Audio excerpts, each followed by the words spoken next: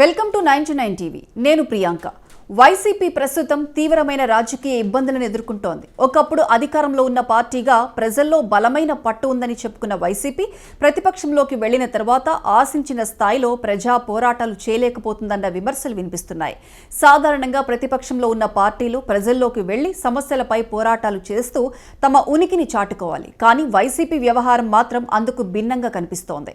ఈ పరిస్థితుల్లో పార్టీ అధినేత జగన్ పాత్రపై చర్చ ఎక్కువవుతోంది. ముఖ్యంగా ఆయన ఏపీలో కంటే బెంగళూరులో ఎక్కువగా గడుపుతున్నారన్న విషయం రాజకీయ వర్గాల్లోనే కాదు, సామాన్య ప్రజల్లో కూడా చర్చనీయాంశంగా మారింది.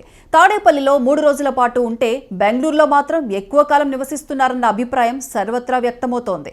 బెంగళూరులో ఆయనకు భారీ ప్యాలెస్ తరహా నివాసం ఉండటం, అక్కడి నుంచే రాజకీయ వ్యూహాలు అమలవుతున్నాయన్న అనుమానాలకు మరింత బలం చేకూరుస్తుంది. వాస్తవానికి తాడేపల్లిలో వైసీపీ కేంద్ర కార్యాలయం ఉంది. అదే భవనంలో జగన్మోహన్ రెడ్డి నివాసం కూడా ఏర్పాటు చేసుకున్నారు. 2014లో వైసీపీ అధికారాన్ని కోల్పోయి ప్రతిపక్షానికి పరిమితమైన సమయంలో హైదరాబాద్ నుంచి రాకపోకలు చేయడం కంటే రాష్ట్ర రాజధానిలోనే నివాసం ఏర్పాటు చేసుకోవడం అవసరమని భావించారు. ఆ ఆలోచనతోనే తాడేపల్లిలో ఇంటిని నిర్మించుకున్నారు. తర్వాత 2019లో పార్టీ అధికారంలోకి రావడంతో ఆ భవనం మరింత హంగులతో ప్యాలెస్ను తలపించే స్థాయికి చేరింది. అదే సమయంలో పార్టీ కేంద్ర కార్యాలయంగా కూడా అది కొనసాగింది. అధికారంలో ఉన్నప్పుడు ఇక్కడి నుంచే పాలన సాగింది. అధికారులను, మంత్రులను పిలిపించి సమీక్షలు నిర్వహించారు. పార్టీ వ్యవహారాలపై కూడా తాడేపల్లినే కేంద్రంగా చేసుకున్నారు. కానీ పార్టీ ప్రతిపక్షంలోకి వెళ్లిన తర్వాత పరిస్థితి మారిపోయిందని రాజకీయ పరిశీలకులు అంటున్నారు.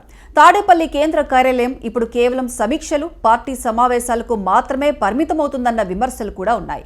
అసలు కీలకమైన రాజకీయ వ్యూహాలన్నీ బెంగళూరు నుంచే రూపుదిద్దుకుంటున్నాయన్న అనుమానం వ్యక్తమవుతోంది. ఈ అనుమానాలను బహిరంగంగానే తెలుగుదేశం నేతలు వ్యక్తం చేస్తున్నారు. టీడీపీ సీనియర్ నేత యనమల రామకృష్ణుడు, ఎంపీ కలిశెట్టి అప్పలనాయుడు వంటి నేతలు బెంగళూరులో భారీ కుట్రకు పథకరచన జరుగుతోందని ఆరోపించారు. అక్కడి నుంచే ఏపీ రాజకీయాలను ప్రభావితం చేసే ప్రయత్నాలు జరుగుతున్నాయని అంటున్నారు. బెంగళూరులో ఉండి ఏపీపై కుట్రలు చేస్తున్నారని టీడీపీ నేతలు ఆరోపించడం వెనుక ఏదో బలమైన సమాచారం ఉందన్న ప్రచారం కూడా సాగుతోంది. త్వరలోనే దీనిపై మరింత స్పష్టత వచ్చే అవకాశం ఉందని రాజకీయ వర్గాలు భావిస్తున్నాయి. ప్రతిపక్ష పార్టీ లక్ష్యం నేరుగా ప్రజల్లోకి వెళ్లి ప్రజల సమస్యలపై పోరాడటం ద్వారా నమ్మకాన్ని తిరిగి సంపాదించుకోవడం. కానీ వైసీపీ ఆ దిశగా అడుగులు వేస్తోందా అన్న ప్రశ్నలు తలెత్తుతున్నాయి. ప్రజల్లోకి వెళ్లడం కంటే ప్రజల్లో చీలిక తీసుకురావడం ద్వారానే గతంలో వైసీపీ రాజకీయ లబ్ధి పొందిందన్న విమర్శలు ఉన్నాయి. ఇప్పుడు కూడా అదే వ్యూహాన్ని జగన్మోహన్ రెడ్డి అనుసరిస్తున్నారన్న అనుమానాలు వ్యక్తమవుతున్నాయి. ఈ నేపథ్యంలో ఇటీవల వెలుగులోకి వచ్చిన నకిలీ మద్యం వ్యవహారం కూడా రాజకీయ రంగు పులుముకుంది.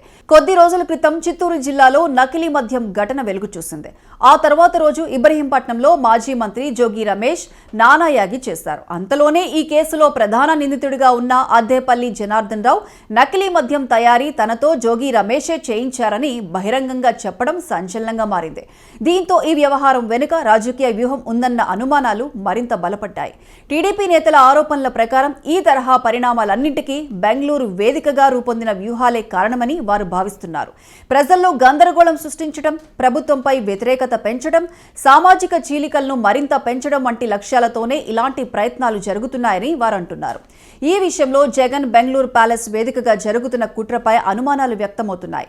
అయితే ఈ ఆరోపణల్లో నిజమెంత, రాజకీయ ప్రత్యర్థులు కావాలనే చేస్తున్న విమర్శలు ఎంత అన్నది కాలమే తేల్చాలి. బెంగళూరు నుంచే వ్యూహాలు రూపొందుతున్నాయా లేదా ఇది పూర్తిగా రాజకీయ ఆరోపణల పరంపరేనా అన్నది స్పష్టంగా బయటపడాల్సి ఉంది. అయితే జగన్మోహన్ రెడ్డి తాడేపల్లి నుంచే రాజకీయాలను నడిపిస్తారా, లేదంటే బెంగళూరు కేంద్రంగానే వ్యూహాలు అమలు కొనసాగిస్తారా అన్నది రానున్న రోజుల్లో ఏపీ రాజకీయాలను ప్రభావితం చేసే కీలక అంశంగా మారనుంది.